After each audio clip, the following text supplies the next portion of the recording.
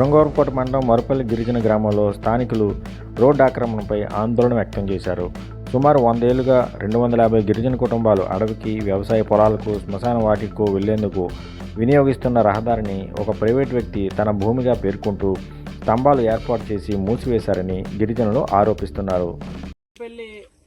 Revenue గ్రామం సంబంధించి తాతల కాలం నాటి నుంచి ఈ రహదారి అనేది మా గిరిజనులుగా వాడుకోవడం అయితే జరిగిందండి.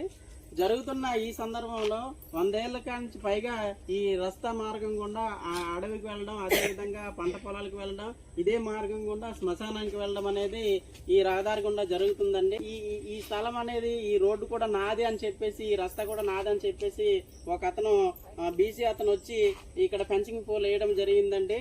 కాబట్టి ఈ 100 ఏళ్ల పైనుంచి ఈ రహదారి మార్గం గుండా రస్తాగా వాడుకున్న ఈ దారిని మూసివేయడం అనేది మేము ఆదివాసులుగా తీవ్ర దిగ్భ్రాంతికి గురవుతున్నామండి. ఇప్పటికైనా రెవెన్యూ యంత్రాంగం వెంటనే స్పందించి ఈ రస్తా మార్గాన్ని వేసిన పోల్స్ ని వెంటనే తీయించాలని చెప్పేసి మీ గిరిజనులందరము ముక్త కంఠంతో కోరుతున్నామండి.